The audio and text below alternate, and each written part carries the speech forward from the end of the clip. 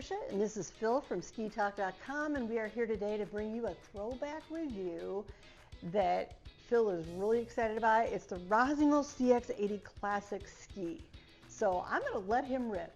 When the CX80 and actually its little sibling brother, which was the CX70, came out around 2010 or so, they really created a strong, wide, narrow ski collection that was just tenacious grip on firm conditions, yet they were extremely versatile. And I want to see, well, how do they hold up against today's skis? And one of the things that really gave me the idea of doing this particular ski and how it worked out is Rossignol is just coming out with the new Forza collection for this year. And the Forza 70, when I got on that ski, I immediately thought, boy, this has a lot of the DNA of that original CX series.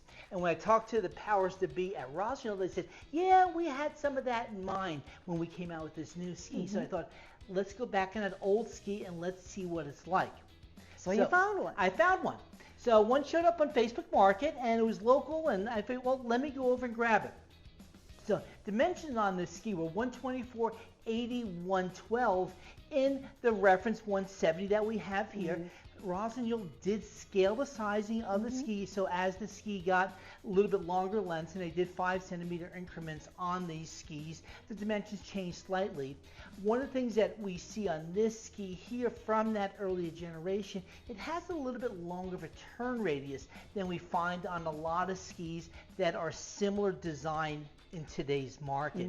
So we have a 17-meter radius on this ski in the 170, where a lot of newer skis have about a 15 or so on that. So I want to see how that compared when I got it out on snow. And the other thing that I found was a little bit of a shortcoming of this ski. It was a really hefty, burly ski. And a lot of that really had to do with the binding system that was on it. It had Rossignol system binding back then, and it added a lot of extra weight to it. And when I put the skis on the scale with the old binding on it, and what I did here with the new Pivot 15, the Henry Harlick version of this, I saved almost 2 pounds on the skis, which is a considerable amount. Now, one of the things, and when I chose this binding in, a lot of it really was color. I mean, this looks just so good on there. It's sharp. And the other thing I did is I also added, I had some of the original look lifters that I put that I had in a couple of boxes, so I put them on to add the red to that. This ski really, I think, works better with a little bit of lift on it. So for those higher edge angles, it does, you don't boot out, or you can give yourself a little more leverage. But I found it reacted really well with this binding. And the other thing I like with going to the pivot on this, it allowed that shorter mount distance, allowing that ski to flex a lot more naturally underneath it.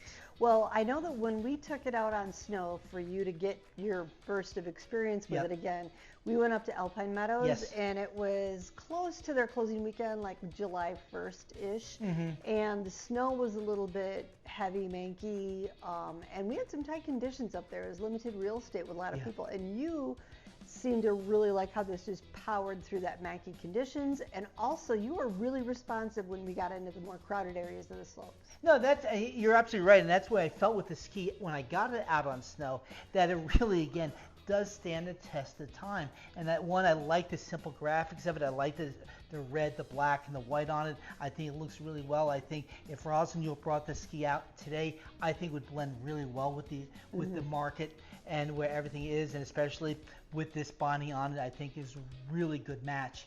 But the ski is a very strong ski, and like you said, when I took it out in those conditions, it held to that snow really nicely. The 17 meters turn radius worked well. Would I like to see a 16 or a 15? Yeah, maybe, but we have a lot of skis like that. So, I mean, to have something like this where nobody else has anything right now, I think is really good. I like the shape of the ski. I love the little snub nose on it. I think it reacts really well into the turn. Would I like to see a couple more millimeters in the tip? Yes.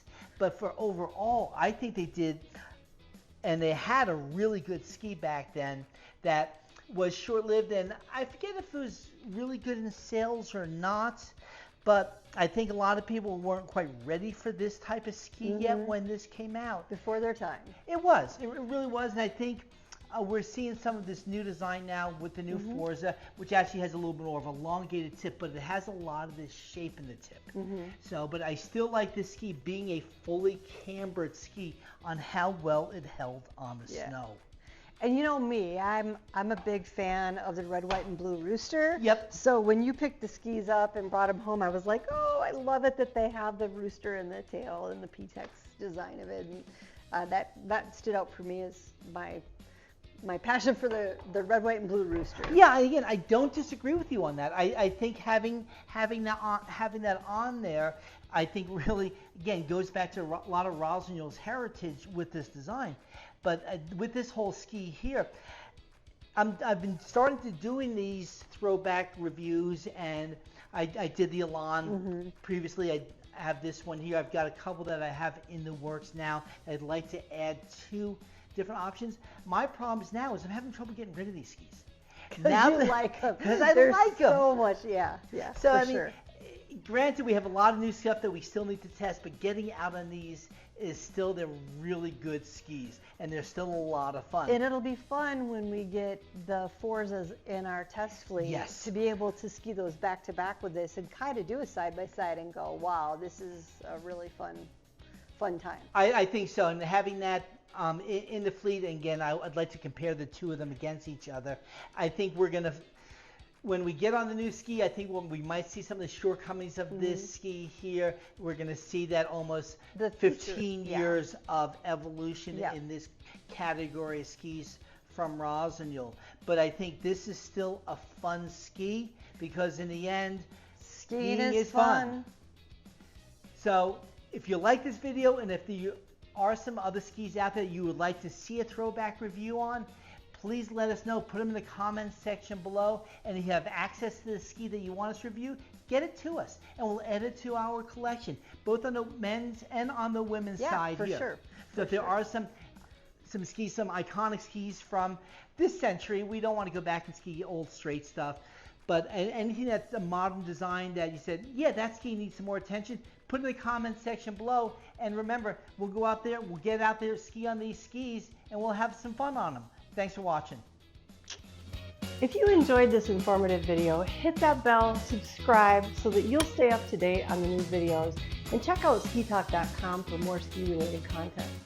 Also, please follow skitalk.com on all of your social media channels. No posts or comments were moderated during the production of this video.